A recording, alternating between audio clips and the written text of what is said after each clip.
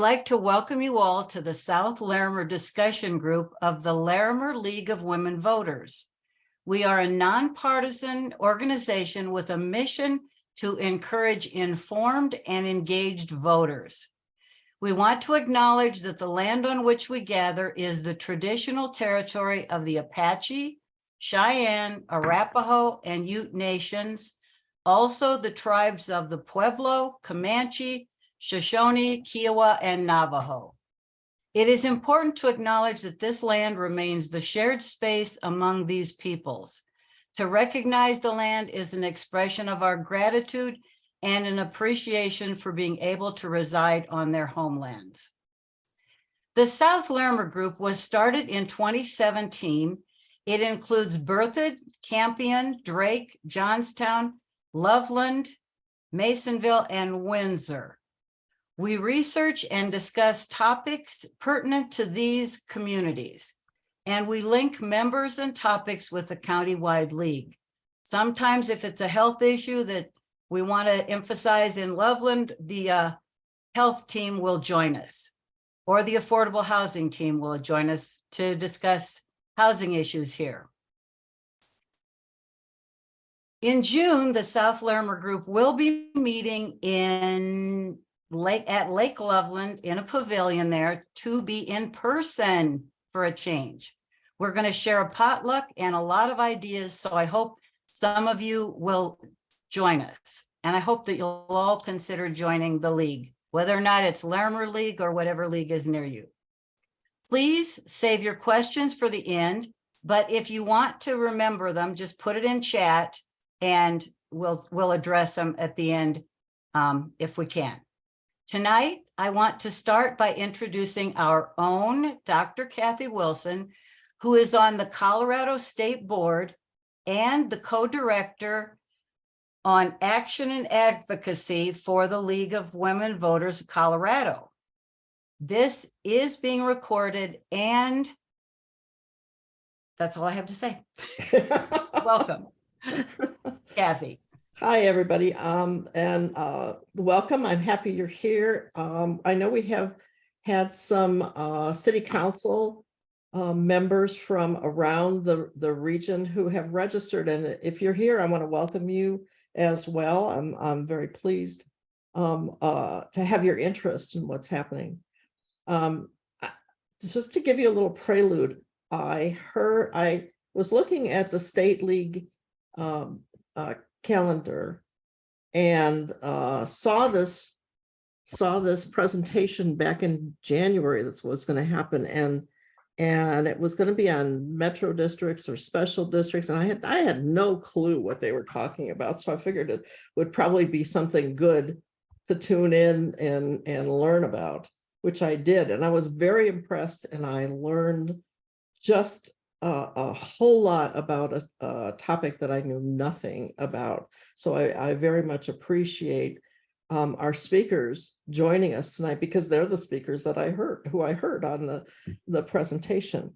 I have to tell you, in our advertisements, Brian Matisse, his name was on here. He will not be a speaker tonight because this is a really popular issue, and the Arapaho Douglas League of Women Voters local league is having the same topic, and Brian is doing that presentation. So he is not part of the group. Let me give you some background on our speakers. First, we have Christina Manthey, and Christina is the president of the League of Women Voters of JEFCO, Jefferson County.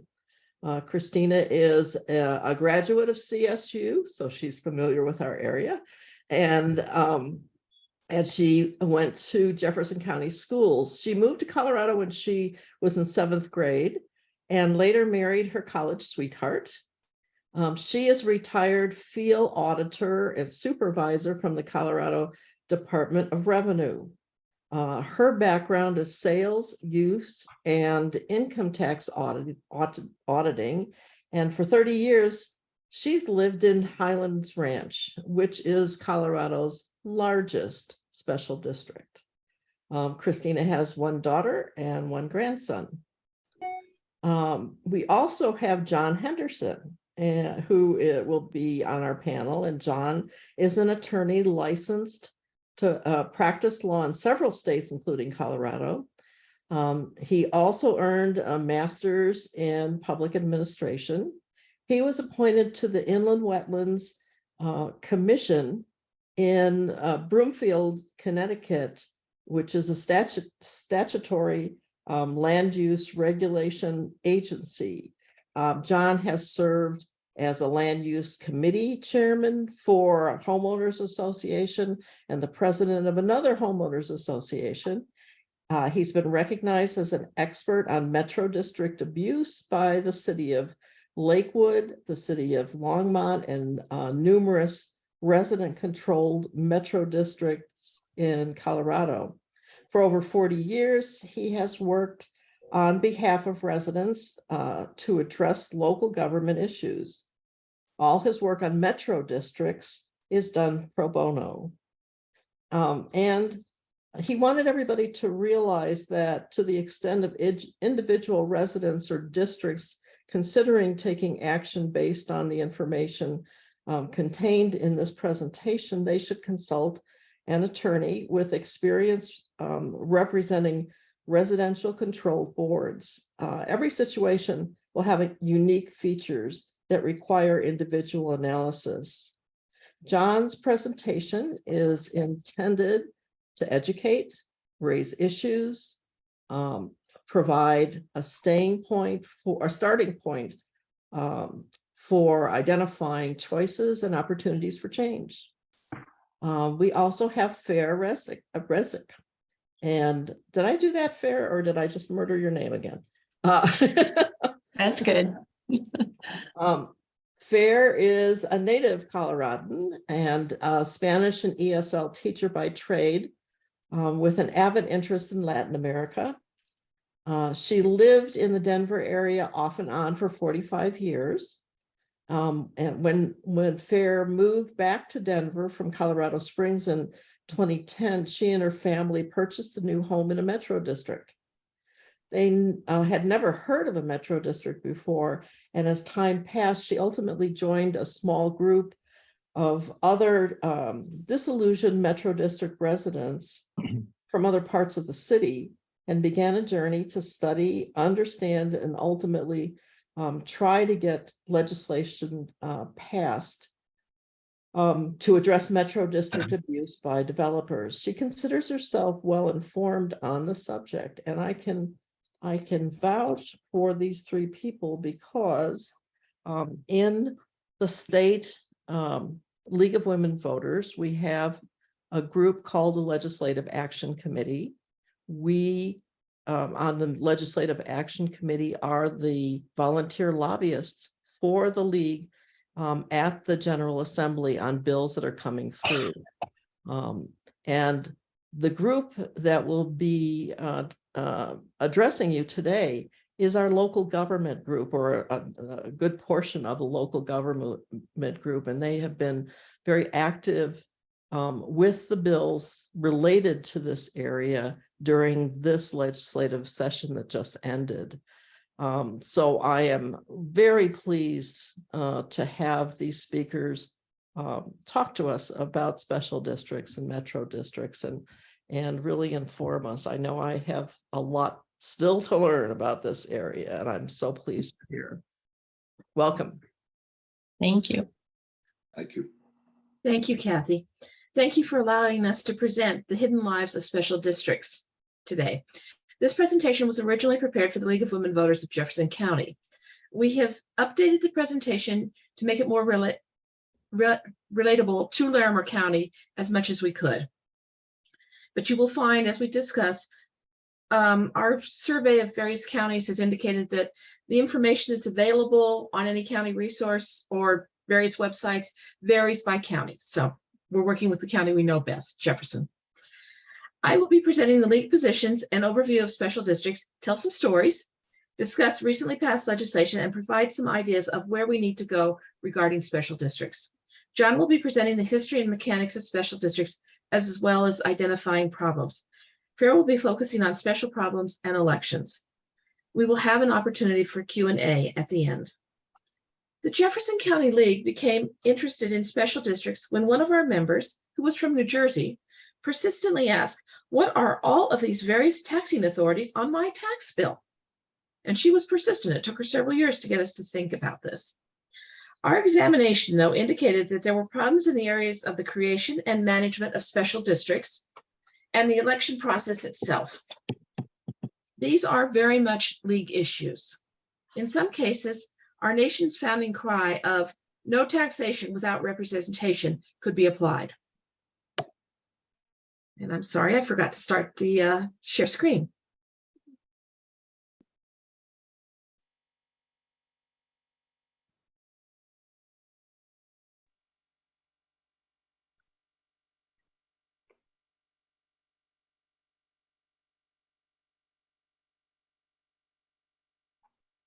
What am I doing wrong?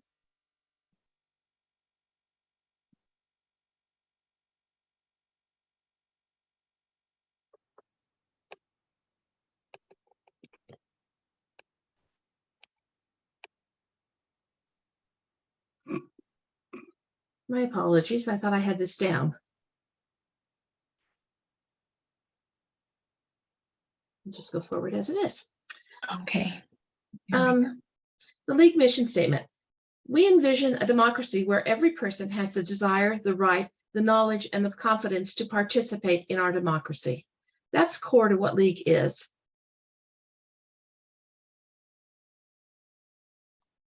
One of our League principles is that the League of Women Voters believes that democratic government depends upon informed and active participation in government by its citizens.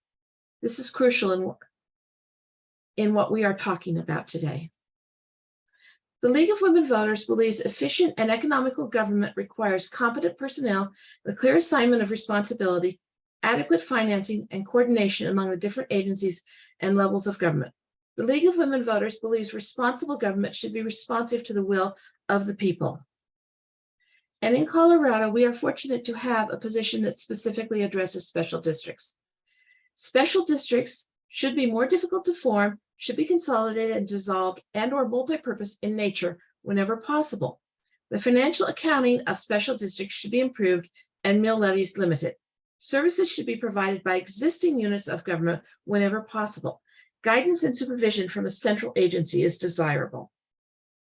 We Hey, can find our Christina? position. Yes? I was just saying, if in the top left, if you hit start slideshow from current slide, I think you get what you want. Okay.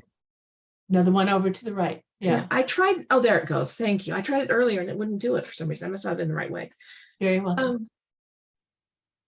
The League is a political but nonpartisan organization where candidates are concerned. The League also has a long history where issues have been studied and positions developed. If we have developed a position on an issue, we are not nonpartisan. We use our positions to lobby for change in government. If League has not developed a position on a topic, we cannot lobby on that issue. The League has been developing positions for over 100 years, so we have a lot of positions. Positions are developed at the national, state, and local level. Our national position book is called Impact on Issues. This book may be found online at LWVCO.org, or hard copy may be obtained through Amazon. The Colorado position book is entitled Program of Study and Action. It may be found at LWVCO.org. In Jefferson County, the JEFCO positions may be found under About Us at the LWV JEFCO website.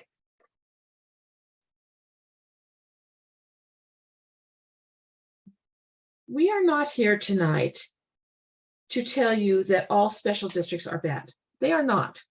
Special districts have a purpose. You may decide by the end of this meeting that without the correct safeguards, special districts may lend themselves to abuses. Christina, I'm sorry. Again, you have to click on the computer to have the slides forward. I didn't change the Just slide click yet. once. I haven't Okay. changed the slide yet. Oh, I'm sorry. I'm going to be That's quiet okay. now. I caught up with myself because I went to the slides first and then went, oh, wait a minute. I forgot this part. Okay. As you hear the presentation tonight, ask yourself the following questions. What are special districts? How do special districts affect my community? How do special districts affect my taxes? What is the oversight for special districts? How can I participate in my special district government and the elections thereof?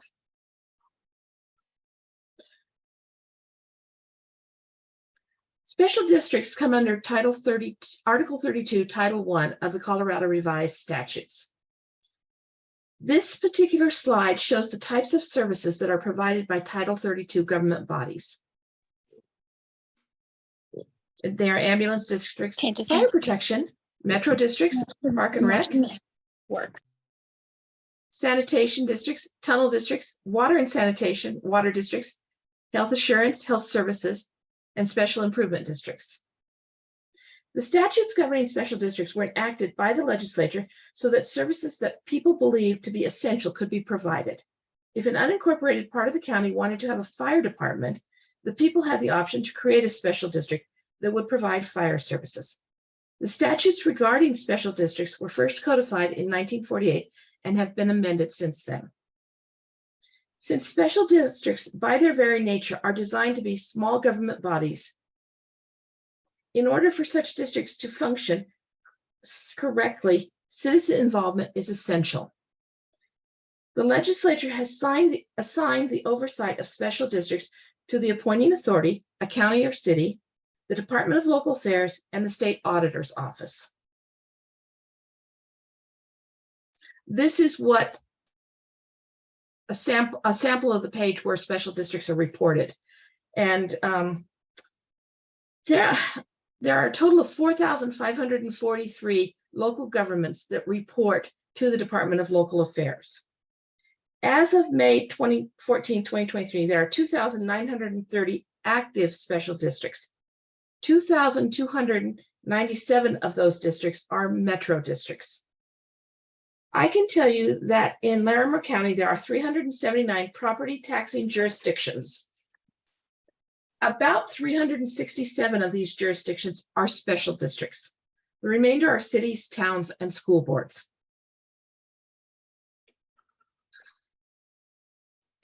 A service plan, when the district is filed, when the district is initially formed.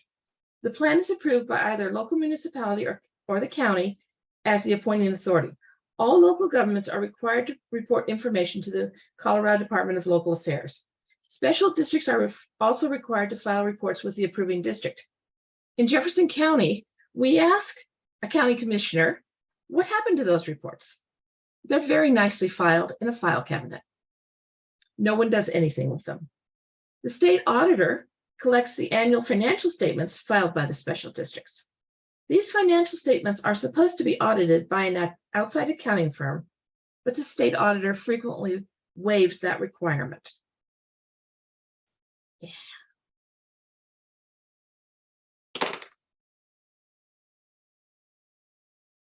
The League of Women Voters protects the right of all citizens to vote and encourages all citizens to vote. This is a core principle. May 2nd was the election day for special districts. Were you notified about an election? Did you know where to cast your vote? Did you know how to cast your vote? Did you know where to deliver your ballot? Where did you find out about your candidates? Did you know if your district canceled its election? Did you vote? Do you know the results of those elections? We know, in general, voter turnout for non-presidential elections is poor. Voter turnout for non-November elections is even worse. For example, West Fayre Metro District in Jefferson County has about 300,000 residents. In 2022, some 1,576 votes were cast. In 2023, the election was canceled because there were only enough candidates to fill the existing vacancies. 2023 was the first year that the special district elections were held in the spring of the odd year. Prior to this year, special district elections were held in the spring of the even years. Legislators felt that by moving the special district elections to the spring of the odd years, some of the burden of managing elections would be relieved. The legislators did not talk to the county clerks or the County Clerk Association about this proposed change. As a result, not a single county clerk ran the election for a special district this spring. Combined elections are very expensive to run. Jefferson County has 11 cities in it and a school board. For the upcoming November election, Jefferson County estimates that it will cost $1 million to run the combined election for those cities in the school board. The result has been that each special district has run its own election. Each special district designates a person to be the contact person for the election. This information is available on the DOLA website.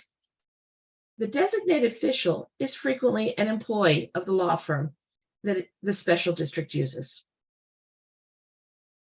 Any registered voter living in a special district or owning property in a special district, or whose spouse owns property in a special district, or who happens to be in the process of executing a contract to build in the special district may vote in that district's election.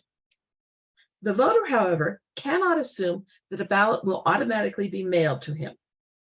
Each district determines whether the election is mail-in or in person, and also rules how a voter may obtain a ballot. Voters cannot assume that a ballot is to be returned to a box on district property. In 2022, I returned 2 of my 3 ballots to a law firm in the Denver Tech Center. Recent legislation requires that metro districts notify residents/taxpayers about special district elections. But that's only for the metro districts. Other types of special districts were able to persuade the legislature that they could not afford to engage in the personal contact that was going to be required for metro districts. So more primitive methods of notifying voters of elections are permitted. Fayre has some excellent examples of what constitutes notification. We had one member in Jefferson County call her local water district asking for information on the special district election and candidates. That member was told that the district did not have the resources to change their website to provide information on either the election or the candidates.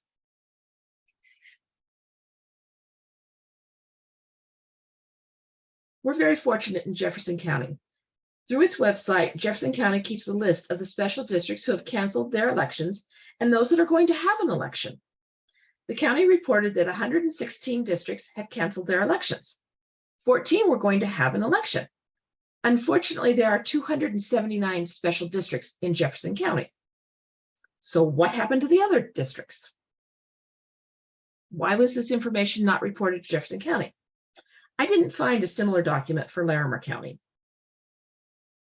We are discovering as we go through the various counties that there is no standard of way to report information. Special districts are supposed to report election cancellations and the results of elections to both the county clerk and DOLA. A different Jefferson County member called another water board regarding that district's election. This member reported that she was told that the election had been canceled. She asked why it was not reported on their website or to the county or to DOLA. She was told that they were not required to report the election cancellation until May 2nd, Election Day. A lot of good that does to the voter. We had several reports come to us that candidates this spring were approached by lawyers for districts asking that the candidates withdraw from the election.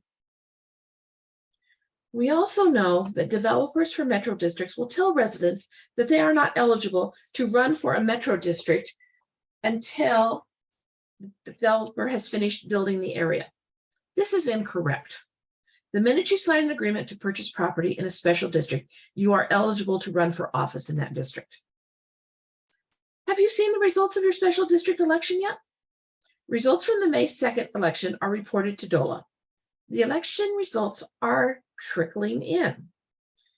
If you disagree with the election results, you have 10 days from the date the ballots were counted to appeal to district court. You don't get to appeal to the SOS office. Questions: who's counting the ballots, and who is observing the ballots being counted? If the ballots are being delivered to a law firm, where are they being counted? It is very clear that special district elections do not meet the gold standard that the Secretary of State has set for our elections. In general, turnout for special district election is abysmal. The issues listed above are all tactics that will discourage a citizen from exercising their right to vote. Since League is interested in preserving people's right to vote, at all levels of government, we should be very interested in what is happening in special districts. It is essential that citizens know where their tax dollars go and how the tax dollars are being spent. And yet information on local governments and the election of local governments is not something that many people pay attention to. People do not understand that local governments may provide many of the services that are essential to their daily lives. This is a sample of some of the services provided by various government bodies. County provides the sheriff, motor vehicle services, county roads. State provides state highways. Cities provide police departments. Special districts may supply fire, recreational, water, and sanitation. Public schools are not necessarily special districts, but they are different than the county government.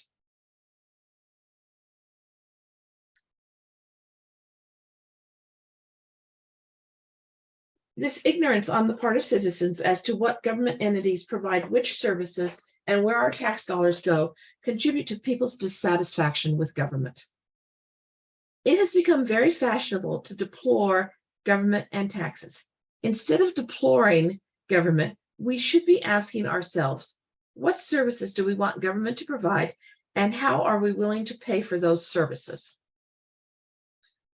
In 2022, Jefferson County ran a survey of how residents thought county monies should be spent. And this chart demonstrates where citizens thought money should be spent. We should be asking ourselves, what obligations are we willing to force on future generations? Because as citizens, our children will be liable for our debts. Many of the major Colorado counties have debruised, but not Jefferson County. The failure to understand how much services cost, where services are provided, and by which government unit, and how tax dollars are used to pay for the services have contributed to this failure. Most people are aware that property taxes are remitted to the county treasurer. However, most people are unaware that the county treasurer is only the collector of the taxes, and that the county only keeps a fraction of the dollars that are paid to the county. In Jefferson County, the county only keeps 24 cents of every dollar collected. 21 cents goes to special districts. 50% cents goes to the schools. It is the use of the special district dollars that concerns us. It is essential that citizens understand that these dollars are controlled by small government groups and that the money is not available for general spending by the county. So, how do you find out about special districts? How do you find out whether your home is in a special district and how much of your tax bill goes to a special district? First, you need your tax bill. Your tax bill will show the special districts. If your mortgage company pays your taxes, you may need to order the documentation from the county treasurer's website. As we were doing research on special districts, we discovered that many homeowners with mortgages do not get their property tax bill at all. Instead, the county sends the homeowner a postcard that informs them that their mortgage company has been provided with a property tax bill. The citizen then must go to the county assessor or treasurer's website to examine the detail for the property tax bill. This tactic does not encourage citizen awareness.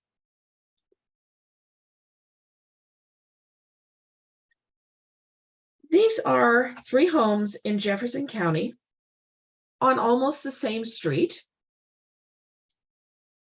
and about 5 blocks apart. And the reason we're bringing them to your attention is we wanted you to note the difference in the tax bills. The houses are valued at almost the same amount, very close, and yet one only has a tax bill of $2,900 and another one has a tax bill of $4,800. Why?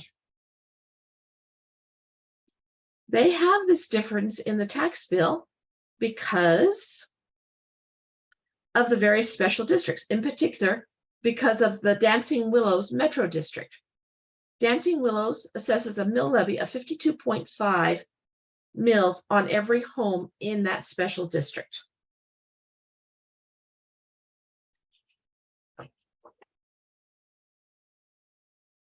The 52.5 mills is not an especially high mill levy.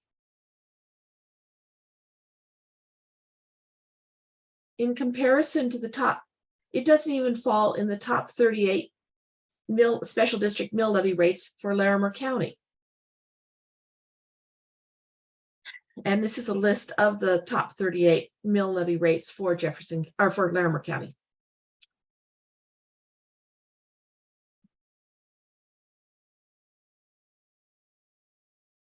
The Parkside Metropolitan District is the metro district with the highest tax rate in Larimer County. It is also known as the Enclave at Mariana Butte.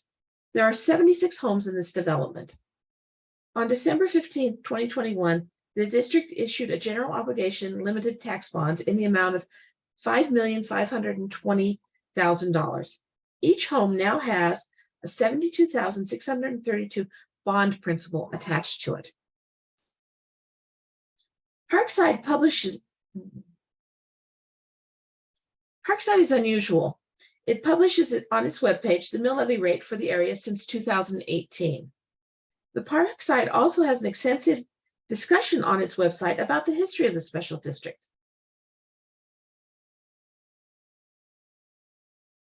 This is a set of statements that appear on the website. Please note that the district was debruced by the developer and the board authorized up to $192 million of debt.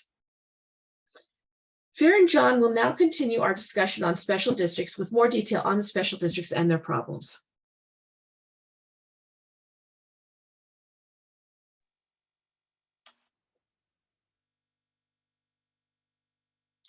I think I'm next, right, Christina? Yes. John Henderson, nice to meet everybody. Thank you all very much for coming out tonight and participating.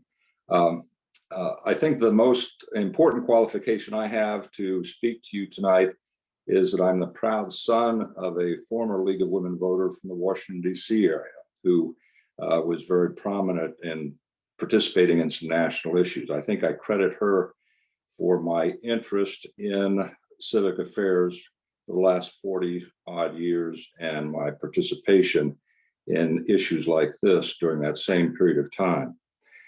What I'd like to do is share with you information that I've collected over the last 6 years of research and writing on Metro District issues. And let me explain that as was stated earlier, I do this all free. This is all volunteer. And for most of the last 6 years, I've been answering calls and requests from homeowners, from real estate agents, from homeowners' parents, anybody who is trying to find information about metro districts, hungry for the information, and they just couldn't find it. And somehow they got my name because I've been quoted in various newspapers. I've written over 200 blogs on the matter, and they called me. And that's what I've been doing. I spent a lot of time evaluating districts, and I can't tell you how many I've done.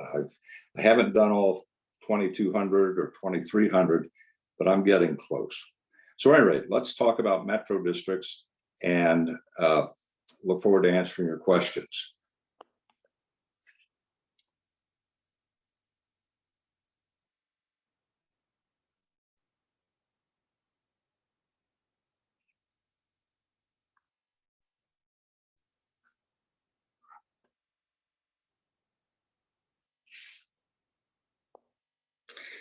All right, metro districts.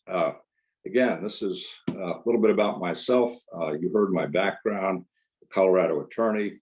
In addition, and I didn't put this in, but I've represented developers, I've represented land or residents at various issues that have come up in jurisdictions where I've lived, Connecticut, Virginia, in the Washington, D.C. area, Kansas, and Colorado.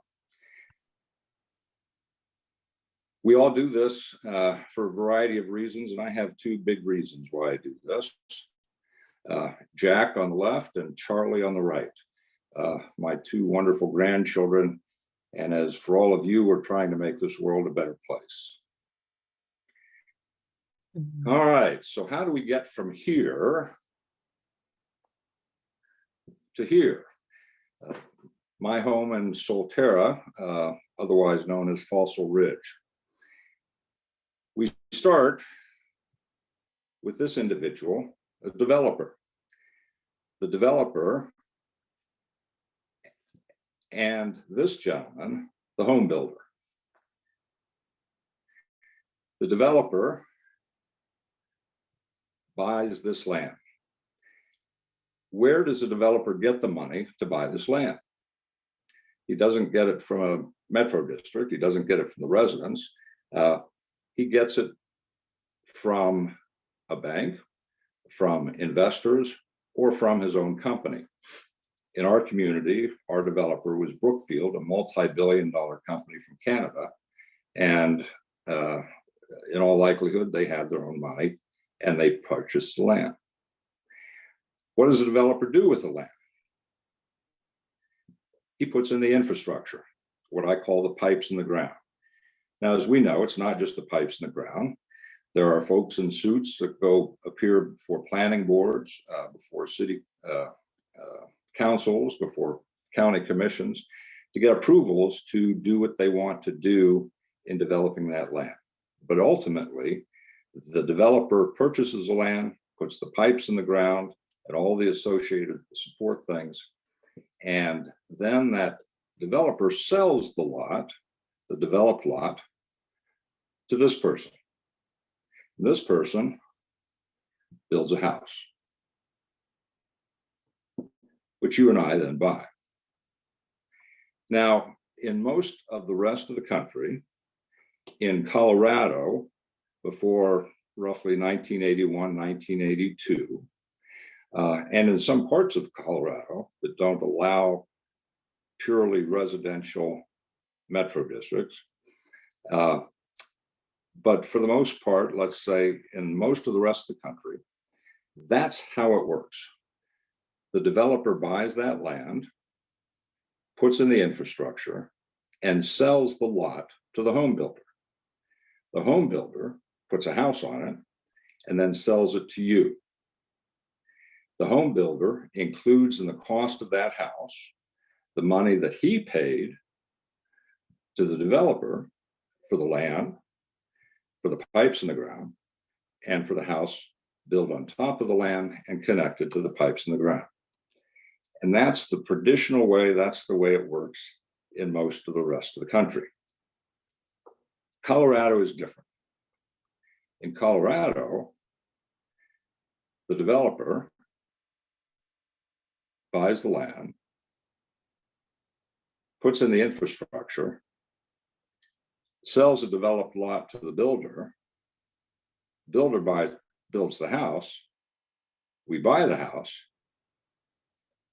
But in many cases, perhaps most cases, you and I find out a couple of years later, we didn't pay for the pipes in the ground. I kind of analogize it to buying a car, getting a notice 2 years later that you didn't pay for the engine. And in this case, the developer lets us know that we haven't paid for the pipes in the ground because our tax bill went up. You know, that $2,000 bump or more when the developer issues bond debt to repay him for the cost of the pipes in the ground.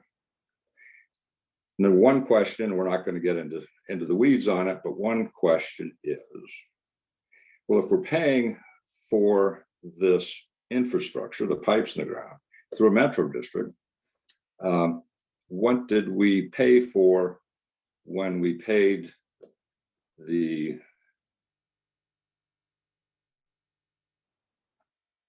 builder of the house for the house, which most of us thought included the infrastructure and the land? As I say, we won't get into the weeds on that, but that is one of the fundamental questions that remains unanswered. So in Colorado, you pay in a metro district, you pay for this separately. In those two houses that Christina showed you on the chart, within a couple blocks of each other, in those other two houses, you paid for this infrastructure when you paid for the house. So, how to pay for infrastructure, the traditional way, the Colorado Metro District style. That number that I put up there, $30,000 to $40,000 per lot, is the number, is the dollar amount that the Special District Association, a trade organization also created in 1981 and 1982, and the Colorado Home Builders Association, both of those associations, trade associations, have published statements saying that the cost of those pipes in the ground that I showed you are roughly $30,000 to $40,000 per lot. And we can confirm that because in most cases I've looked at, the amount of money that the developer seeks for reimbursement and the amount of money that the developer tells the city or the county they're going to spend on infrastructure works out to be about $30,000 to $40,000 per lot. So, how to pay for this? In the traditional way, you paid through the mortgage or paid cash. In Colorado, that's how it was done until early 80s.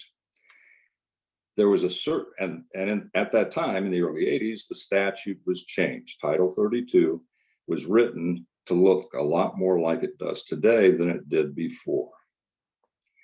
There was a big surge in the 2000s.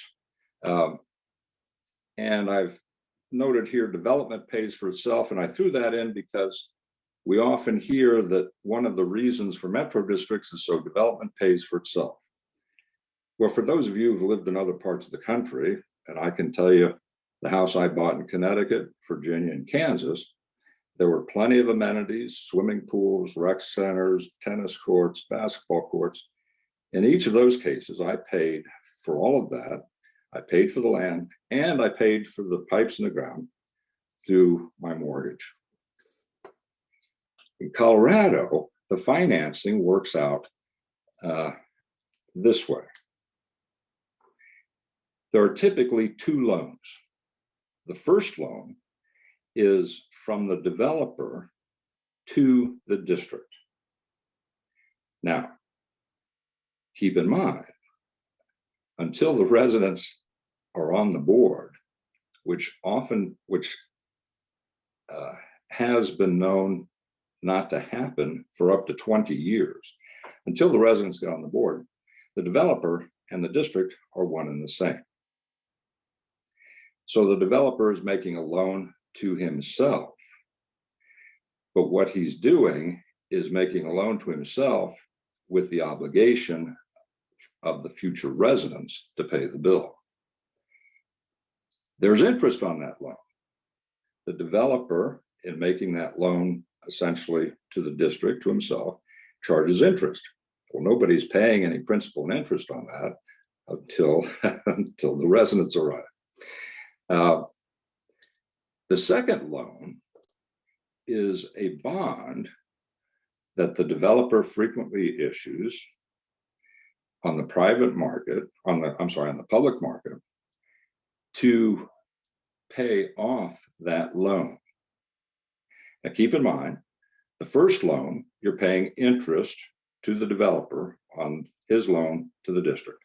And then with the bond, you're paying principal, which is the principal and the interest on the loan.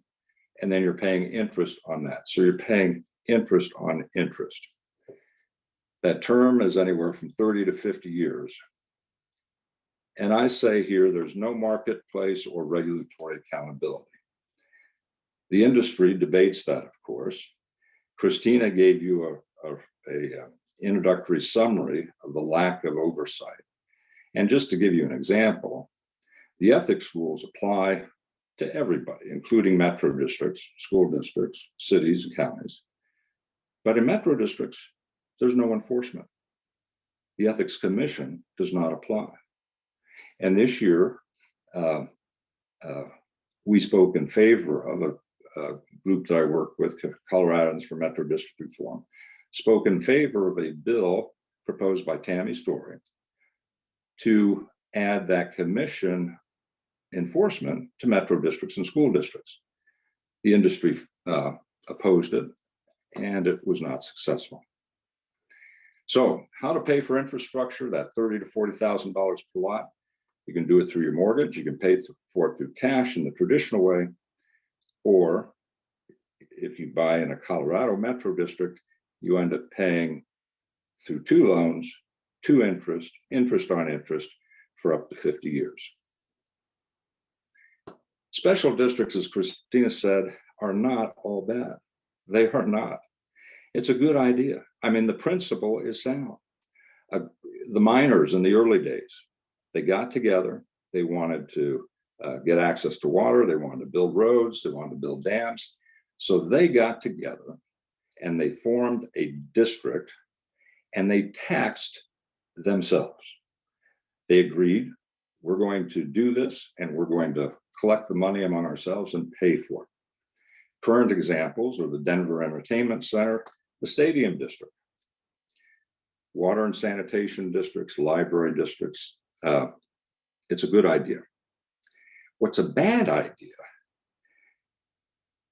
is what you have in metro districts where there are no people. Every single ballot issue that is passed, and there is one for each and every one of those 2,900 districts, has an election within roughly 2 to 3 weeks after the metro district is approved by the city.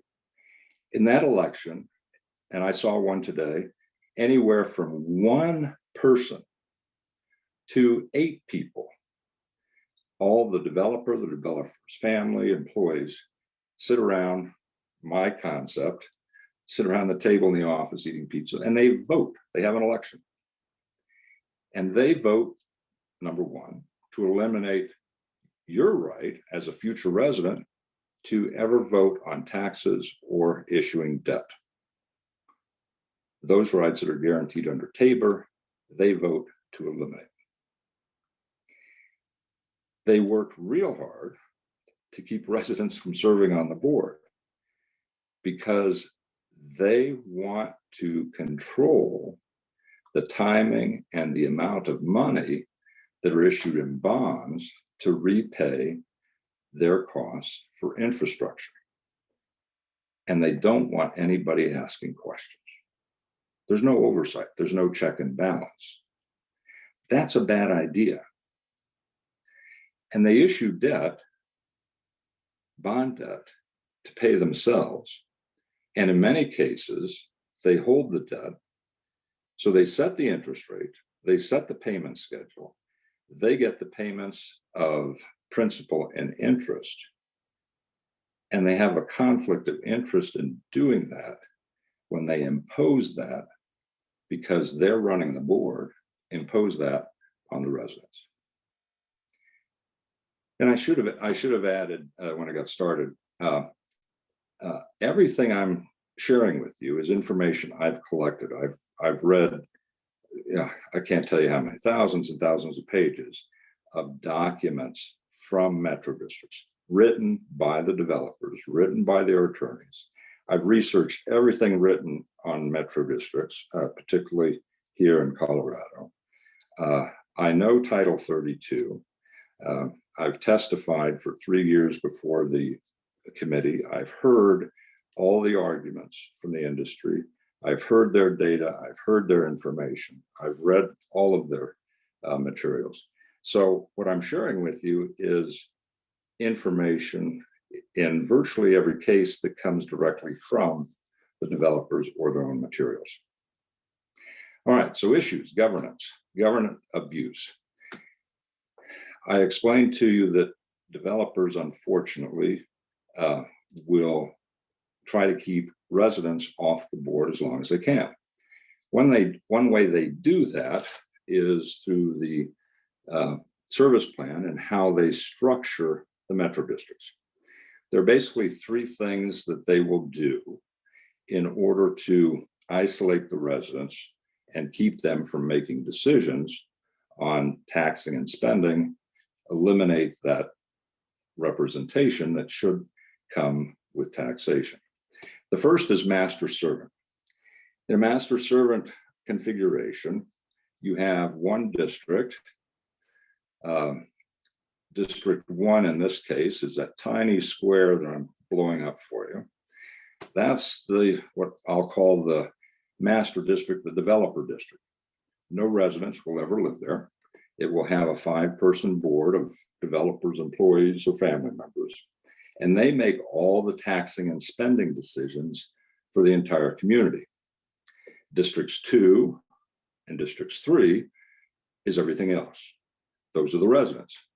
And they are the, quote, servant districts or financing districts. And their job is to pay all of their money to District 1.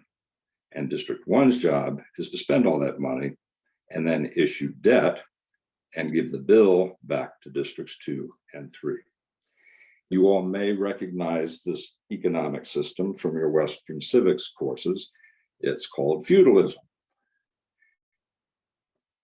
Here's another example here in Larimer County. Up in the upper right-hand corner, there are those 2 sliver boxes. I'll blow it up here. That's District 1.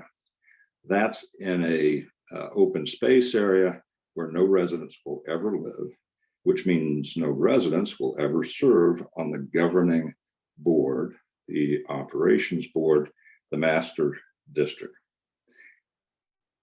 The other districts here, 2, 3, and 4 are where the residents live.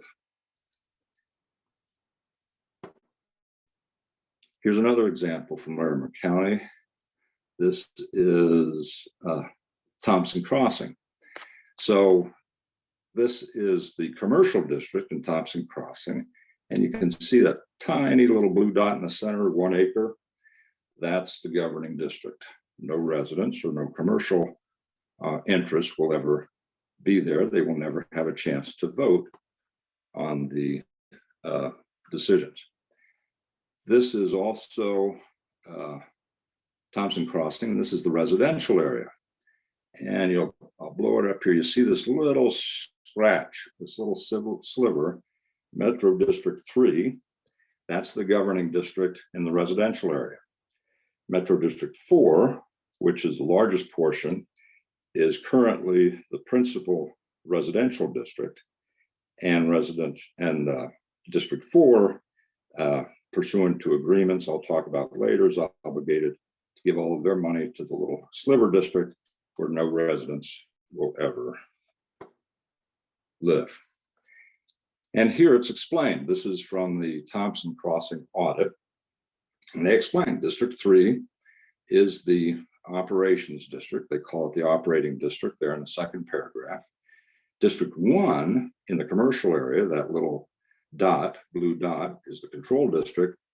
And then District 2, the commercial district, 4, the financing district, 5, the financing district, 6, the financing district, pay all of their money to District 1 in commercial and District 3 in the residential area. Here's another example from the Lake of Centera in Larimer County. You see that sliver at the top. That's the controlling district. No residents will ever live there.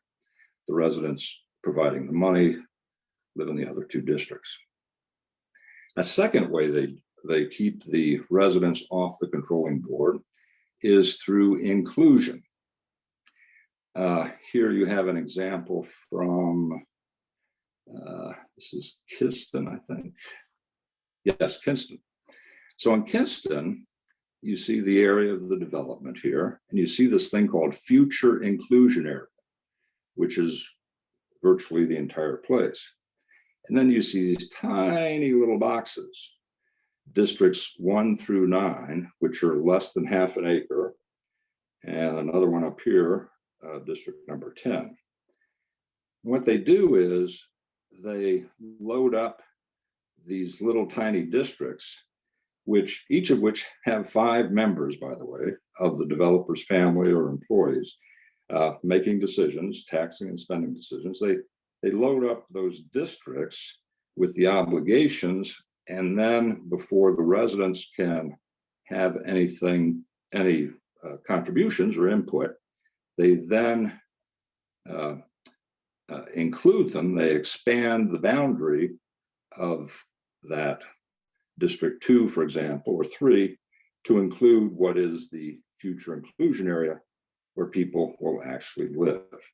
So again, it's just a contrivance to keep residents off the board. And let me add very quickly, there is nothing, there is nothing in Title 32 which says they can do this. They just do it. Very creative and very effective, unfortunately. Here's another example. You have, well, this is the same one, I'm sorry, Kinston. As it's developed, you see those numbers 1 through 9 at the bottom have now expanded into these districts as the residents began to arrive. So you see how that works. That's inclusion. The next one is really something. The next one is creating what I call a super district, an authority. What the developers will do is they'll take an area that should just be one district. All of these should just be one residential district. And that's what Title 32 contemplates. But they will contrive or artificially create, let's say 5 districts or 6 districts. And they will say, you know, we have all these 6 districts. We need an umbrella organization to govern, to make the taxing and spending decisions. So what we're going to do is create an authority. And each of the districts will send a representative to that authority to make the decisions. And the management district, in this case, will have 5 representatives. And the financing districts, which we now know are the residential districts, shall have 1. In this particular district, there were, I believe, 7 districts. So the residents won't have any opportunity to have a majority on this controlling board until the last district is built out. And that's how the developers maintain their control and keep the residents from participating in making those decisions. Here's an example from Jefferson County. We objected to this proposal in front of the commissioners. It was virtually identical to the one I just showed you. They gave, in this case, 5 votes to the developer, 1 to the residents. And the day or 2 before the hearing, they threw up their hands and said, you know, you're right.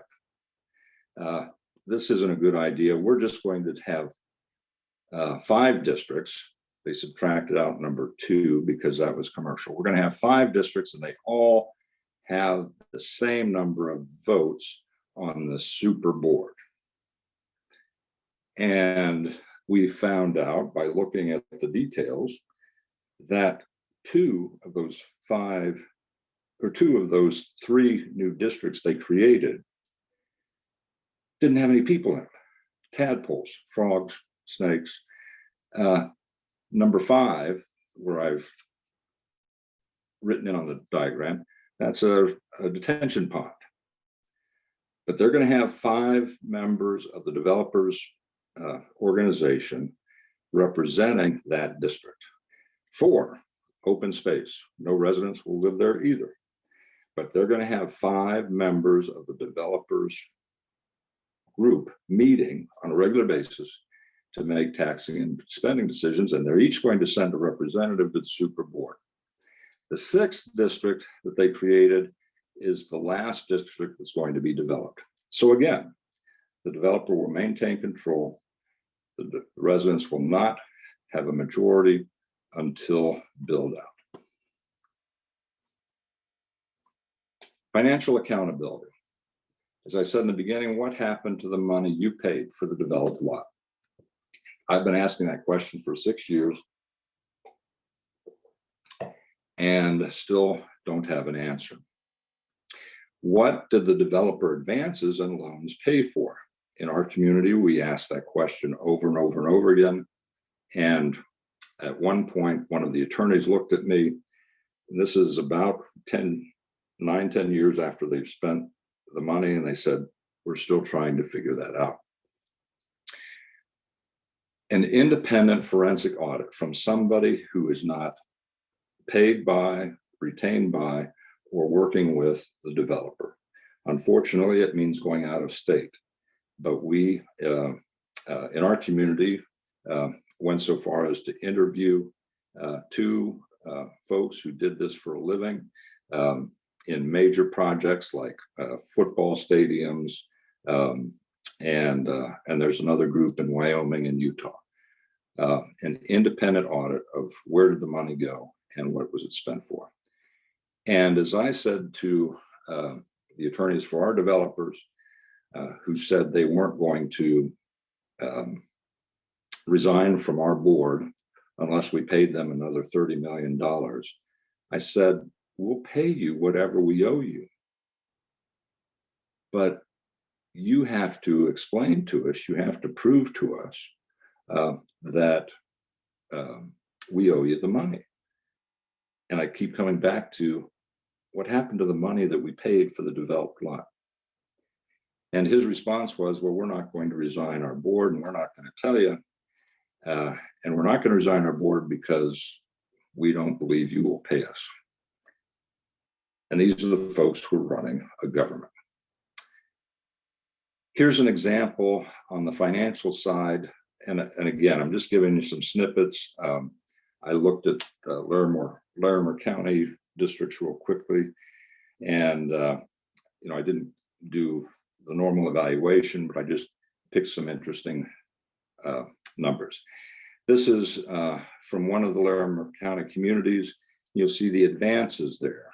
Developer advances, accrued interest, $16 million. A general obligation bond, $20 million. That accrued interest is on developer advances. In our case, the developer laughed at us and said, you don't have to worry about doing an audit because we have so much interest accrued on your debt over the last 11 years, you won't even be able to pay some of the interest. So that's what we're working with. You've heard conversation about conflict of interest. This is a note that is in virtually in every audit when they're done. Every audit involving metro districts where the developer maintains control of the board. They're obliged to disclose, and this was Thompson Ranch, obliged to disclose that the members of the board have a conflict of interest with the residents.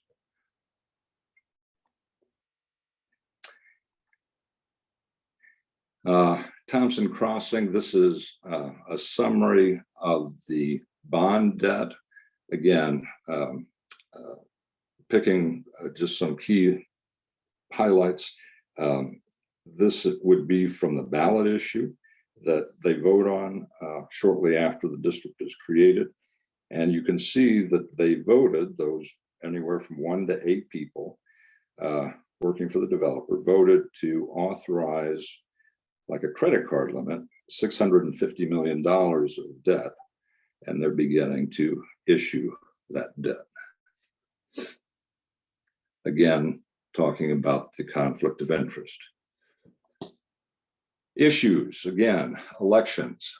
Fayre is going to talk more about this, but the long story short is there is a tremendous amount of flying by the seat of your pants, if you will, because there is no regulation. The designated election official, who is oftentimes a paralegal from the developer's law firm, is the DEO. Under the statutes, she gets the last word or he gets the last word on everything. The only way to challenge her decisions is by hiring an attorney and going to court. Here's an example of those 8 votes I was telling you about in a Metro District election. 8-0 to issue that debt to eliminate your right to vote, and 8-0 setting an interest rate oftentimes of 12 to 18%.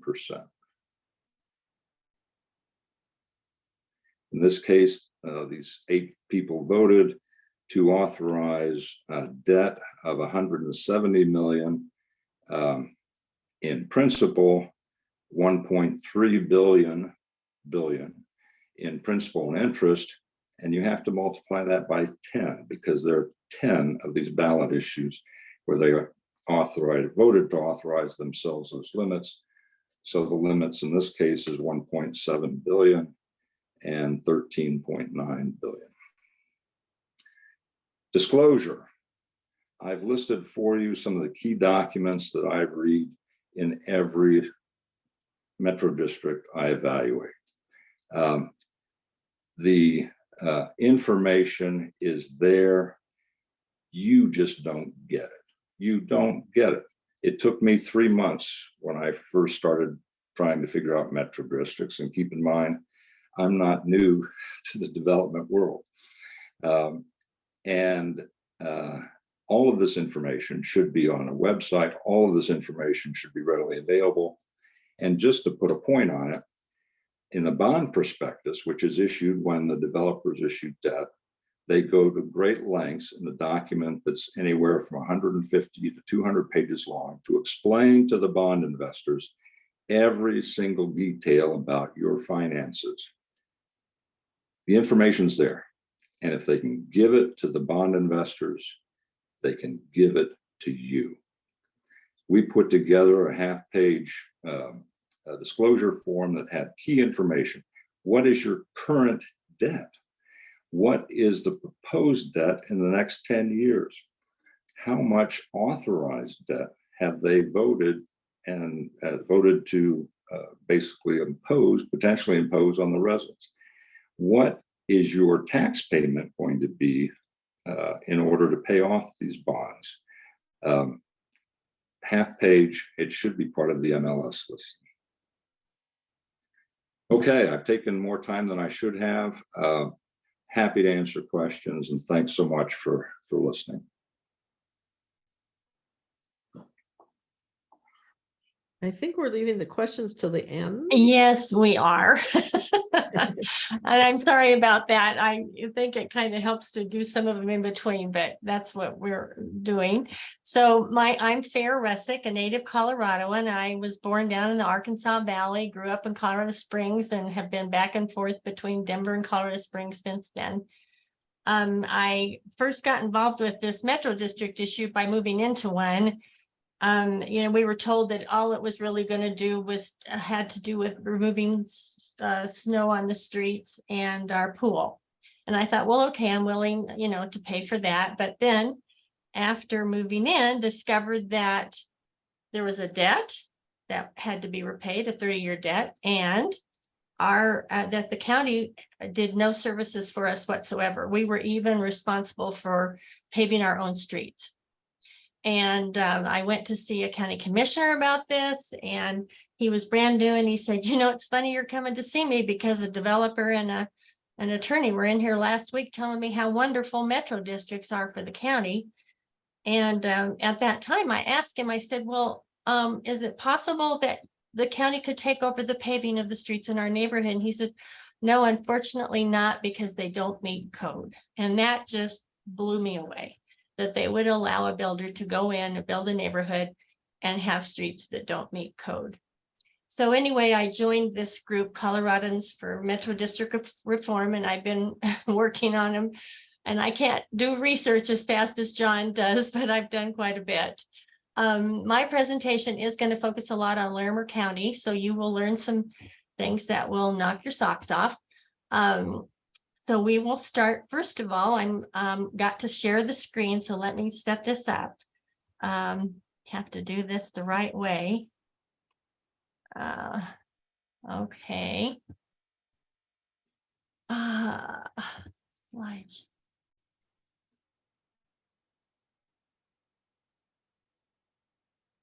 Okay. What?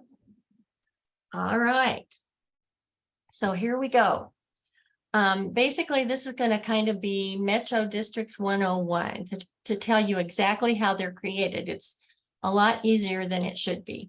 Fayre, we're my not seeing opinion. your screen. What's that? Oh, I'm If not you're- sharing it. Oh dear. No. Okay, just a minute. All right. Got it. Forgot the key element here. All right. There we go. Now, there we go. Do you see it now? Okay. Yes, it's Good. coming through now. All right. Oh, now I gotta, where's my other one? My other screen that has all my information on it. There we go. Okay, so Christina already showed you basically the total active local governments. In parentheses, I have put the ones that are in Larimer County. For instance, you've got, is this thing showing this there? Let me get that out of the way. Okay, go back here. So, there we go. So here you see the totals in the state, but you also see the totals in Larimer County. For instance, the number of special districts, park and rec. I couldn't find an ambulance district in Larimer. Fire protection, health service, hospitals, metropolitan districts, water and sanitation. So that gives you the numbers that are in Larimer County.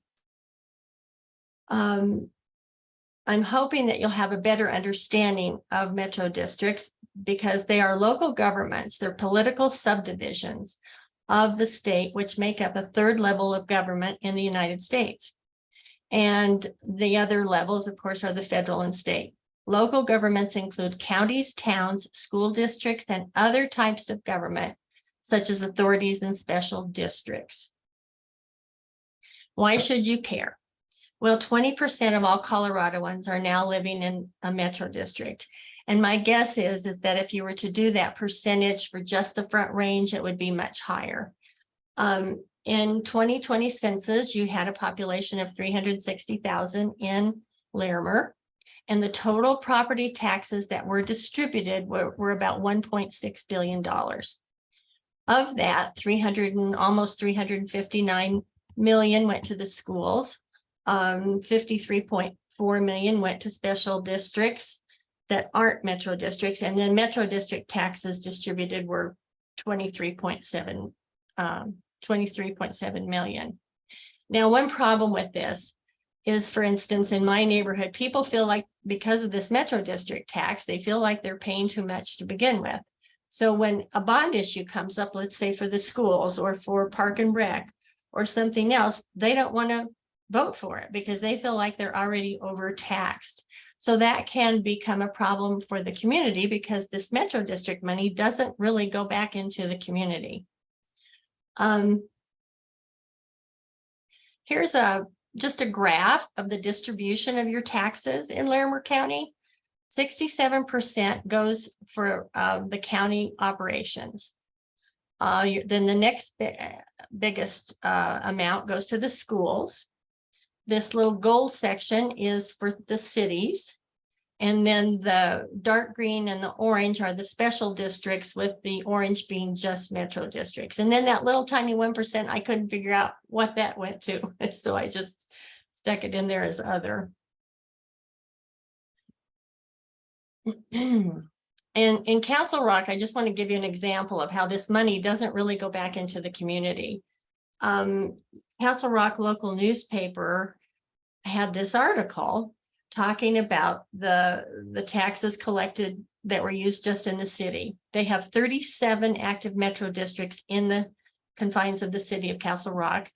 They had $973 million in debt at the end of 2021. Of that, 48% is accrued interest. So they collected 1.4 million in property taxes for the city, but 32 million in Metro District taxes was collected. And that, of course, most of all went to repay bond debt.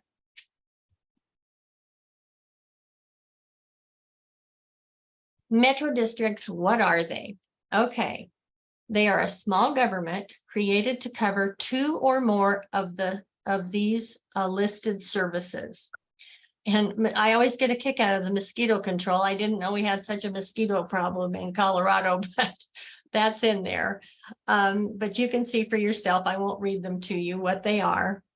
Unfortunately, one of the things that I have found in my study of these metro districts is that here are these 10 services that, and you have to have at least 2 to form a metro district. Well, almost every single service plan I have read has all 10 in there, whether or not they're going to be actually applied. And I think that's something that the people approving these districts should take a look at. I don't think they should be just blanketly, blanket approving all these things when they're not really going to be part of the metro district. For instance, fire, well, that's not listed there. Okay, yeah, it is. Fire protection, often they just become part of that community, but it's still listed in the service plan. So I find that problematic. Okay. Now, there's an article that I would suggest that you all read if you can. The Colorado Future Center is at CSU in Larimer County, and it is a 501c3 organization which is dedicated to informing citizens about issues impacting community economic health and the quality of life in Colorado. And as a matter of fact, a LIG member wrote this report, Jeff Withers, back in 2016. And although Colorado is considered to be a small government state, as we rank near the bottom of all states in tax collections and expenditures as a portion of our state GDP, we stand out for the size of our local governments. We are number 1 in the number of governments per capita due to the number of local governments that we have and the resulting tax collections. It is not surprising that the local government employees outnumber state employees by a ratio of 3-to-1. Ranking in the top of 10 states for sheer numbers of local governments, we rank in the middle, number 22 of all states for the number of general purpose governments like cities, towns, and counties. But we are number 4 behind California, Texas, and Illinois for the number of special districts. And think about how much bigger those states are than our state. This is due because of an increase in the special districts, primarily metro districts. We are creating about 100 a year in Colorado, 100 metro districts a year. Now, the Colorado Futures article, after studying metro districts, made these conclusions. First of all, they said it's a very obscure corner of our governance. It was originally devised to provide urban services to properties that otherwise couldn't acquire them, as John mentioned before. But since then, it's been used for another purpose, and it has become the first choice for developers to finance public infrastructure. It also permits private corporations to create public governments, to create metro districts to serve private purposes. And most are used to incur debt for the development of raw land without inhabitants, with no liability attached for the developer. And there is a link to this article in the chat. Okay, so how is a metro district created? Well, you have to start with a service plan. And in new developments, those are written by usually the attorneys for the developers or builders. In the case of established neighborhoods, they would be written by the residents. And the service plan is the controlling document for the district. It includes a description of the proposed services. And as I mentioned earlier, they put all 10 in. It has to have a boundary map with an estimate of the population and the valuation for assessment. It has to have a financial plan showing all the important financial information, indebtedness, mill rates, anticipated cost of installing the infrastructure. There has to be preliminary engineering survey, a general description of the facilities that will be built and the standards of construction, including how they are compatible with the standards of the county. Also, a general description of, whoops, I lost that, of the estimated cost of acquiring the land, the engineering services, legal services, administrative services, et cetera, et cetera. Must also talk about proposed intergovernmental agreements that may be created, and any additional information that a board of county commissioners or city council wants to have. So this must then be presented to the city council or county commissioners for approval. The city council or county commissioners are given the authority to approve, amend, or deny. They also have the authority to make some rules of their own. For instance, in the towns of Erie and Longmont, they have made very specific rules regarding the creation of metro districts in their cities. Or in Longmont, they have actually don't allow them. So the next thing that has to happen is a sign off by a district judge after approval by those government officials. And here's something interesting. This has always struck me. There has to be a petition filed with the district court, which must be signed by 30% or 200 of the tax-paying electors of the district, whichever is less. So if the land is owned by a single developer, 30% of that one person qualifies. Meets the requirement for voting and can sign the petition. This section for me is an indicator that it was the original intent of the law for members of a neighborhood to make this decision, not a developer in a dirt district. That's my humble opinion. It must also include info on the district facilities, et cetera, et cetera. The district court, and it has to have estimated property taxes in the first year, which usually only includes the value of the land because nothing's been built yet. The district court judge reviews this for legal sufficiency. And at this time, the law says, the statute says that any electors not wanting their property included in this metro district may request an exclusion. But since the developer is the only elector, that's kind of a moot point.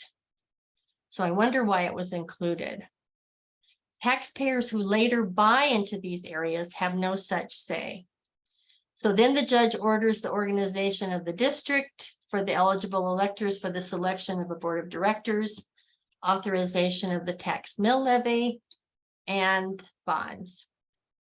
Once done, voila, the district is declared to be a separate political subdivision of the state and a government has been created.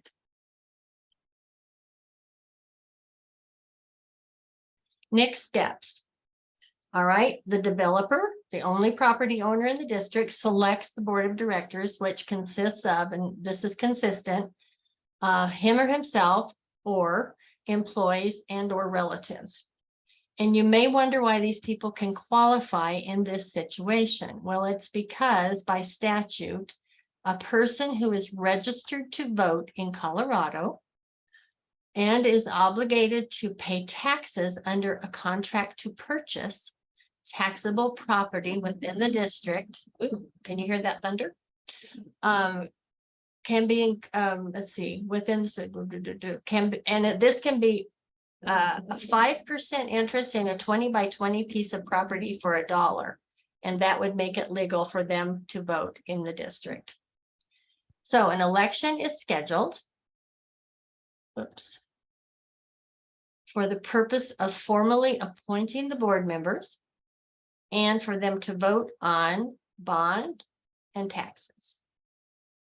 The authorization of bonds and the amount of tax. Okay. Now here's an example of, I'm going to be using this one as the primary example for the rest of the presentation. This is an example of a metro district in Larimer County. It's in Loveland, called Parkside. The builder is American Legends. That is not who the developer was.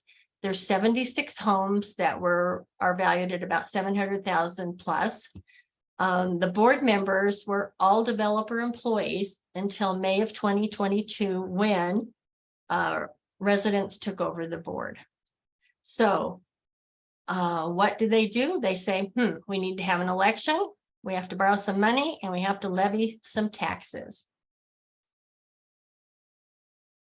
So this district in particular has a cash flow bond debt. That's $5.5 million at 4.75%. Let me turn that off. Whoops, what happened there? No. Okay. The mill levy is 96. That is one of the highest I've seen. It may be the highest. The estimate in the service plan for the cost of infrastructure was $55,000 per home, which is well above the average cost of $30,000 to $40,000. The cash flow bond is owned by the developer, and the total repayment cost with the interest and the principal is over $20 million, which comes out to $264,000 per home.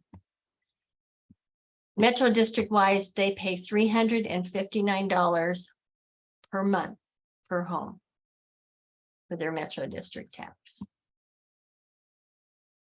Now, John already showed you an example of a ballot issue. I was going to give you show you the same thing.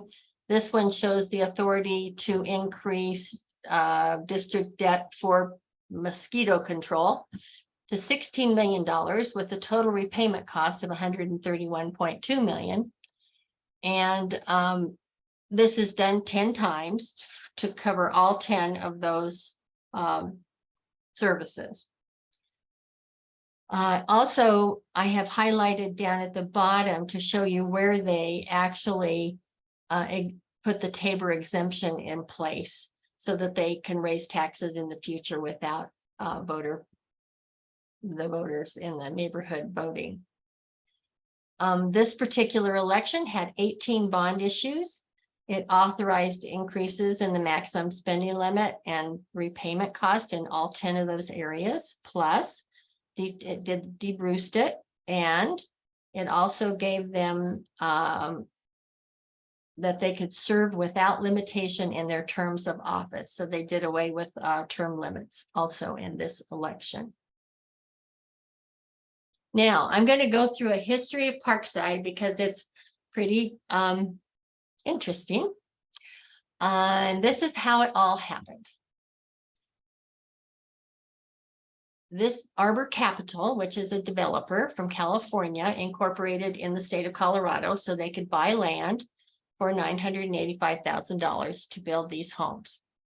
The city of Loveland then approved their service plan with a debt max of $5.8 million and 55.278 mils in May of 2018. The estimate to install the infrastructure in the service plan, you will remember, was only $4.25 million. So they're already well above that. And this was stated in the service plan, with the Metro District only providing $2.66 million of that. The developer then issues options contracts to 7 individuals to purchase a detention pond land tract in order to qualify them for the board of directors and vote in a Tabor election. That is to raise taxes. These 7 individuals are chosen to be members of the board of directors. They all work or are related to an employee of Arbor Capital. These 7 people conduct an election in November of 2018 and authorized $192 million in debt, or $2.5 million per house, 7,000% higher than the service plan. They also voted themselves to the board of directors, and the district court approved the service plan. In September of 2019, the developer created an HOA. And that same month, he sold 35 lots to American Legend Homes for $4.45 million. 35 lots. The first home was sold to a homeowner in March. In January of 2021, he sold an additional 40 lots to American Legend Homes for $5.98 million. And then they authorized a budget which reflects $72,300, 60% of the district's discretionary spending be funded by the developer. In December of 2021, the Board of Directors issues a bond for $5.52 million to Front Range Securities, which is something that was created by Arbor Capital, the developer, for the purpose of reimbursing the developer for the infrastructure costs that they fronted. This is after their $5.2 million profit from sale of the developed lots to American Legend. In May of 22, 3 homeowners without conflicts of interest are elected to the now 5-member board. In August of that year, they hired new management firm and a new attorney who are independent, and not connected to the developer. In September, the developer advises the new board it will no longer advance any discretionary funds. So 60, as of today, that neighborhood is closed out. As of September of 2022, 64 homes had been sold. In November of 22, the new board of directors, which is residents, submits a Tabor ballot issue to increase the annual revenue cap to $136,000 in a very close vote, 53-48, in order to raise enough money for operations.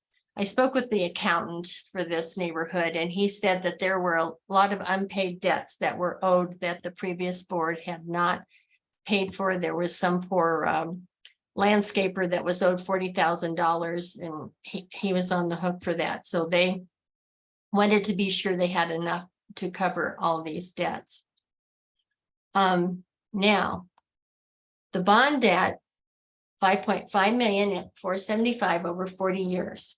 Now, I had to ask, what is a cash, what was it called? A cash something bond.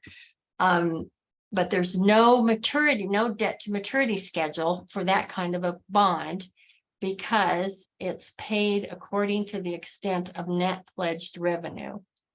Now, there was an estimate by the builder's accounting, by the, actually it was the developer's accounting firm, that the interest would amount to $14.9 million. And with the principal, that came to a $20 million repayment, or $267,000 per home. Now, that is because of this type of bond, you end up paying interest on interest. Now, the $56,000 per home estimate in the service plan, average cost is, like I said, $30,000 to $40,000. Current mill levy is $96, $39 for operations, $57 for debt. And now let's check out the developer profits here. Arbor Capital bought the land for $985. They estimated that the infrastructure costs would be $4.2 million. They sold the lots for a total of $10.43 million to American Legends for a clear profit of $5.2 million. They then had the developer connected board take out a cash flow bond of $5.52 million, tax-free interest to be paid to them for the next 40 years to repay themselves for the infrastructure. I can't, is this thing in the way, everybody's way, that they put into the lots. The question then becomes, was the infrastructure already paid for when they sold the lots to the builder? So let's look at 3 scenarios. Scenario 1, the infrastructure was not paid for at all when the lots were sold to the builder for $10.43 million.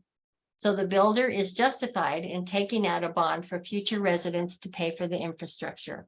Scenario 2, with a $5.2 million profit, a return of 528% on their money, with infrastructure paid by sale of lots to the builder.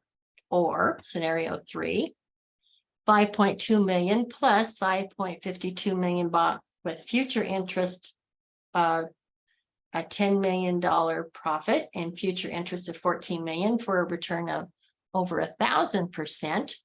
Return on their money was paid for twice, once by the builder and again by the taxpayers. You decide, when do you think the infrastructure was paid for? My research found that the ideal profit margin sweet spot for a developer is between 16 and 30%.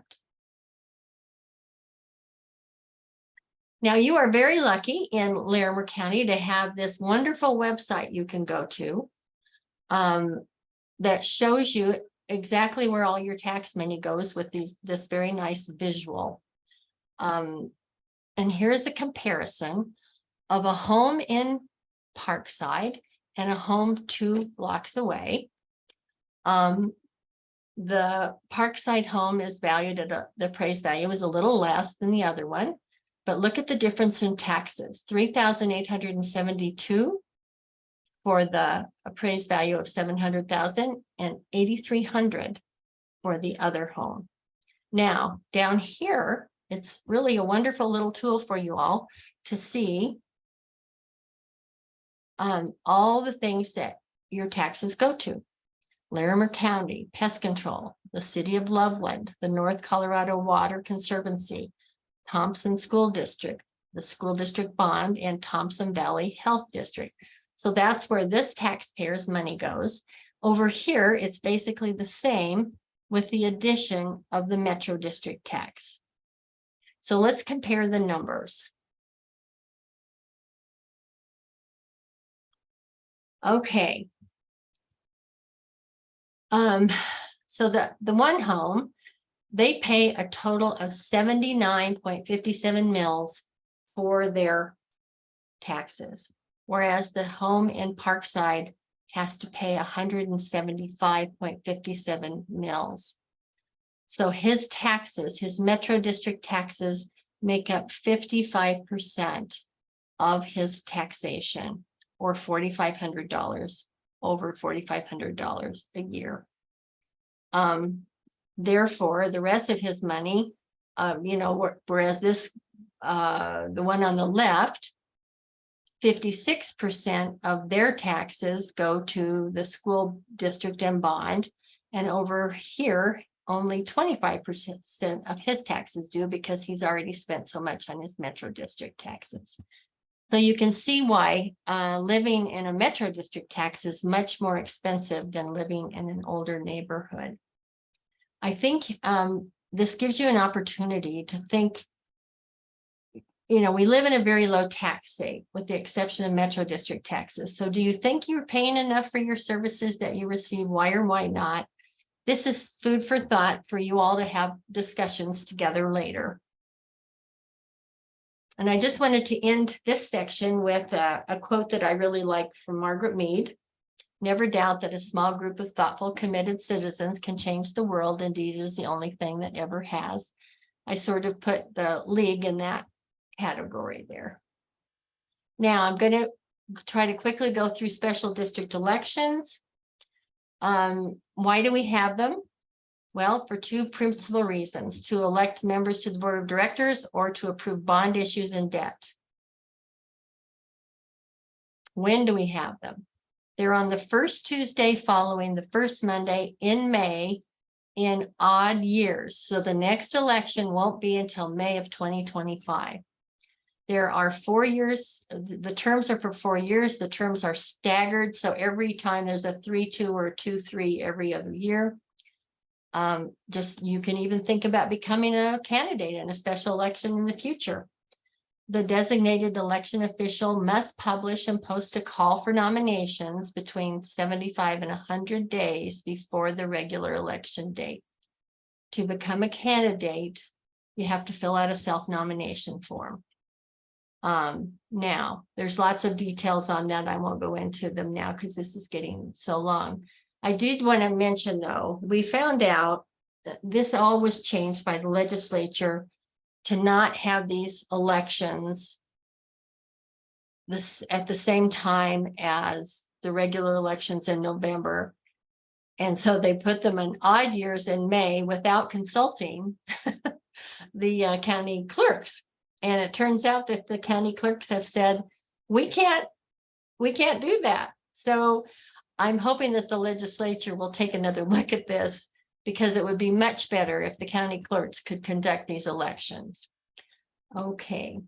And remember, you can look at your tax, property tax statement to see what your special districts are. This tax statement has 4. They have the pest control district, the water district, the Thompson Valley Health Service District, and the Metro District. So those are 4 special districts for which a citizen living in this neighborhood could run. And please keep in mind that a mill levy is multiply your total tax mill levy. A mill is equal to $1 of property tax for every $1,000 of assessed value. So how can you vote?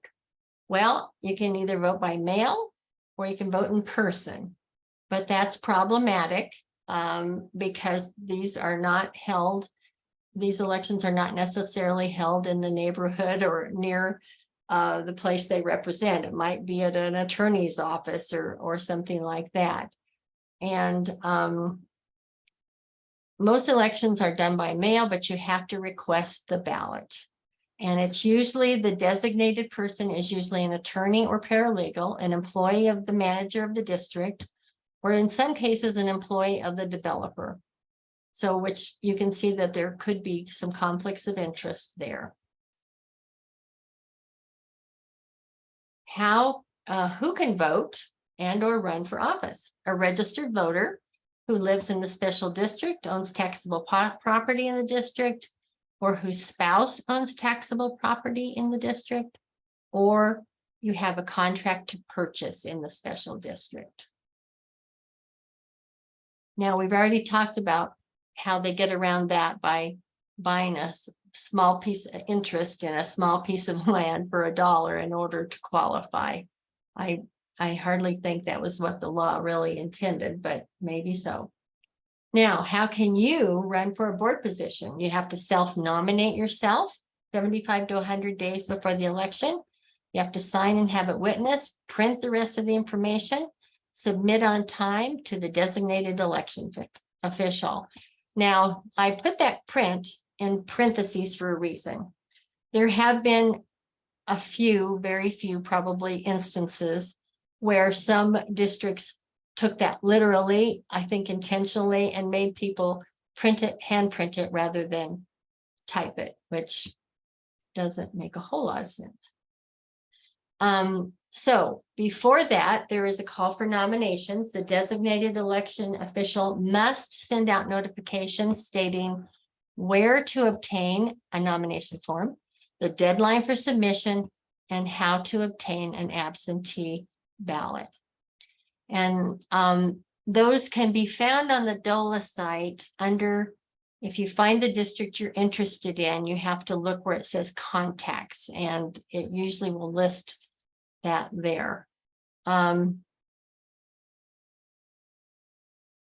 let's talk about the kinds of notifications. The election official this is the fly in the ointment, I would say. The election official may pick any one of these choices here.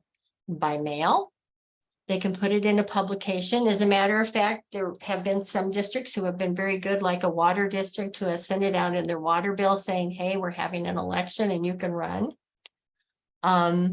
It could be in on a local government website like DOLA or SDA. Well, that's not a government website, or the county commission, or the actual website of the small district. Or you can post the notice in at least 3 places in the area of the district. However, if you live in a metro district, you have to add one of the following, and that is by mail or by email. This was the result of some lobbying efforts by Coloradans for Metro District Reform 2 years ago. And even one of your representatives in Larimer County helped, he helped us with this amendment and voted for it. Requiring email or postal mail notifications. Unfortunately, legislators did not want to include all special districts because they felt it was too costly. I disagree. I think they could probably come up with, it might take a couple of years, but I'm sure they already have a lot of email addresses. I know I get my water bill by email, so I don't know how they got it, but they have it. So once that would be accomplished, I think the cost factor would be minimized. Now, problems. Okay, here are some examples of past notifications. If you're wondering why you've never seen a notification. This first one on the left, I was doing research on Arista Metro District, which is up in the Westminster area along I-36. And they had I looked at the special district notification to see where it said they posted their information. And it said it was on a bulletin board in the parking garage. Well, I thought, okay, I've got to go see this. So I drove up there and I couldn't find it in the parking garage. So I finally saw a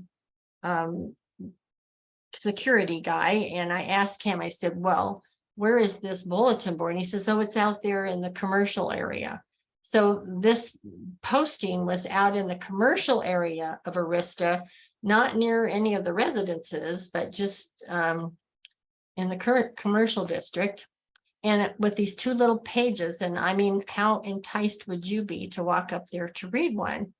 The second picture is an actual posting in Green Valley Ranch of either a meeting or an election. And when I mean, if you were out riding your horse that day, you might see it. A very common one, another common way of announcing these elections is through your local newspaper. For instance, I think your little up in Fort Collins, what's it called? I had written it down. Oh, the Fort Collins Coloradoan. So it would probably be posted in something like that, or if Loveland has their own, or Berthoud, I'm not sure, but in a small local newspaper, you could also find them. Now here's an example of a special district transparency notice. This one is for the Loveland Rural Fire Protection District. If you take a closer look, you can see where I highlighted. This says posting place for meeting notice. Well, the posting place to let you know there's a meeting is either on their website or at their physical Loveland Fire Station number 8. I don't know if that's really adequate for most citizens to realize that there's a meeting or an election. Okay. Now here is, I have talked a lot about Parkside. Okay, the new management company, he is one of the best we've seen. He is tremendous, Charles Wolfersberger. And he put out this special transparency notice, which is quite complete. The time and place designated for regular board meetings, the posting place designated for meeting notices, all laid out. But in addition, he sends out a newsletter to all of the residents of that district. And that newsletter is so informative. It tells the residents anything they want to know about, in this case, how to apply to run for the board, when to turn it in, where to get the form, et cetera, et cetera. It's really an outstanding example of transparency in this case. Okay. Fayre, Yes. this is Kathy. Okay. We have I know I'm on my last one. okay. Okay, next one. Problems. Okay, I'm just showing you here the developer dominated boards. These guys are developers, and the numbers in red are how many boards they sit on. Okay, you can just take a quick look, 33, 31, 35, all the way up to 48. Next page, the grand champion is 73. He sits on 73 Metro District boards. And none of these people will ever live in any of them. Okay, I'm done.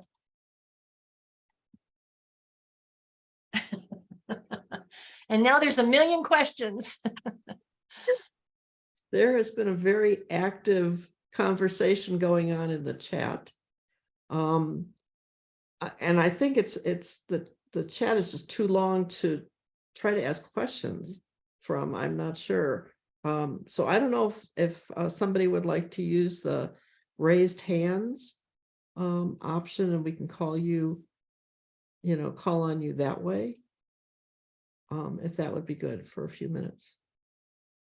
While they're raising their hands, I just want to say I was at a meeting this last week at Neighbor to Neighbor, and the CEO of Group Real Estate was asked about Metro districts, and he said that he does believe that there should be transparency and that it should happen from the state. He didn't feel that that it was the realtor's job. And in a way I can see why, because all of the Metro districts are all so different. The realtors would have to be very knowledgeable. But at least he admitted that no, they don't tell people that they're in a Metro district, but it is in their title work. Okay. I'm gonna just, oh, never mind. Pat has her hand up, so let's. Pat Berger has. Well, I thought that I remembered that Kathy Hip had some legislation that addressed Metro districts. Maybe I'm wrong, but help me out here. And it was something that the league decided to not support. And so is that true? Just tell me if I'm right. Yes, it's Senate Bill 23-110. It was co-sponsored by Senator Rachel Zenzinger, Janice Marchman, and by Representative Kathy Kipp. This bill was marketed as a transparency bill. It is anything but. The bill requires that once a year, the board hold a meeting within a 5-mile radius of the district. Once a year. And at that meeting, they allow time for public comment. For the purpose of answering questions. Is that the only time that they have to allow public comment at a board meeting? Think of this in terms of the legislature meeting in Hawaii for the bulk of the legislative season. Do we want the legislature meeting in Hawaii? We don't even know where these boards are meeting at. I realize there's a dearth of public places for entities to meet at, but this doesn't do it. The more important part of this bill was that it actually authorizes and allows developers to purchase their own bonds, and which again, we've been through this already. The developer, as the sole resident, is already setting the interest rate, the amount of the bonds to be drawn, and this just legalized that they could do it if they hired a specialist in municipal interest to certify the interest rate at the market, that it's at market rate 7 days prior to the issuance of the bond. If you've ever heard of a company called Enron and a company called Arthur Andersen, think about how much good it did the public for Enron to pay Arthur Andersen to certify their books. Same thing. The real question is, why does a developer want to buy these bonds? And the answer would be the interest rate's good. The circumstances are outstanding. You have to remember, these are tax-free municipal bonds. They aren't going to be paying federal income tax on it. And while they could be paying Colorado income tax on it, there's games that corporations play with the income tax, with things like this, especially interest, where they will tell Colorado, oh no, I'm headquartered in California, so I owe the tax to California. And they'll tell California, oh no, the interest was generated in Colorado, so I don't owe you any money on it. So in a sense, they never pay any state's income tax either. Let's see. We mentioned that House Bill 23-1065, which was a bill by Tammy Story to ensure that special districts were covered by the Ethics Board, sat in appropriations for a very long time for the miserly sum of $13,000 in cost. It came through, cleared appropriations in the last few days before the session ended, but not in enough time for the bill to get passed. House Bill 23-1105 is interesting. It establishes a task force to study HOAs and special districts. The special district report is due in March of 2024. Parks and recreation districts can now implement a sales tax as a result of the legislation this season. And special districts do not have to issue a call for competitive contracts if the contract is under $120,000. As I was reading through the comments, people are going, well, what can we do? Well, first thing that we can do is you need to know where you're at. You need to know what kind of special districts you're in. And I posted in the chat some of the resources that are available. The other thing is, what do you want League to do? John and I are co-chairing a subgroup of the election task force on special district elections.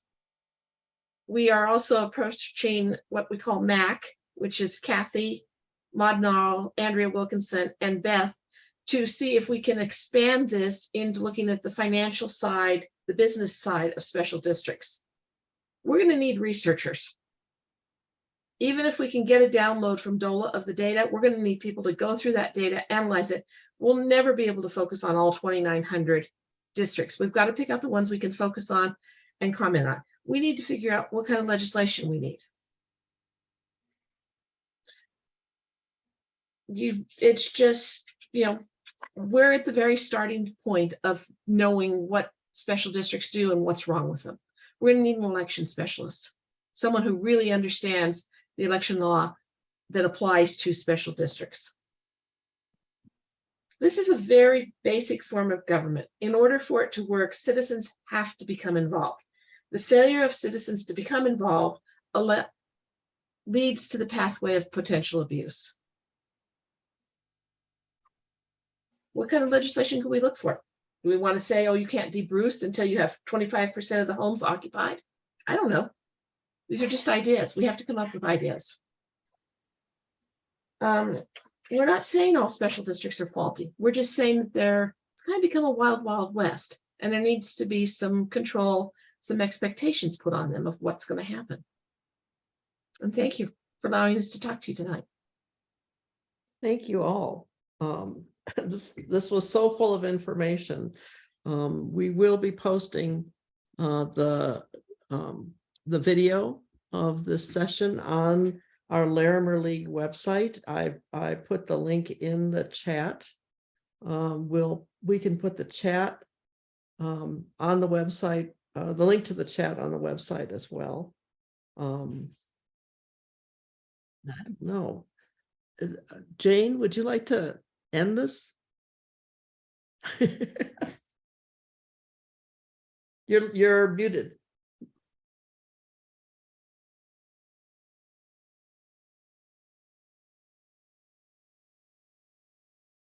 You're still muted. I also want to contradict something somebody commented and said about, they claim that calls for nominations are sent to all eligible electors. That is not true. That is only in metro districts. It is not for all special districts. Okay, great. I just want to first of all thank Christina and John and Fayre for a remarkable presentation. It's you asked, did I want to close this? No, it's just opened up so much information that needs to be out there. So thank you for bringing it to us. It's just a perfect example of how we say we are nonpartisan unless we have positions and issues for which to educate and advocate. And that's what we were about tonight. It's also a good example, I think, of showing that our league is truly a Larimer County league. It is not a league of Fort Collins. It's not a league of Loveland. It takes in people and their concerns from all across Larimer County. So I think there will be people very interested in helping in this research that goes on. I would invite any of you who are interested in joining the league. The same place where you'll find the recording and the link that Kathy gave you will also lead you to our website where check out our work. And just as a reminder, our full name is the League of Women Voters of Larimer County, not for women only. So if those out there would like to join us, we would love to have new members and your interest and your energy. So thank you again tonight. We have a lot of work to do.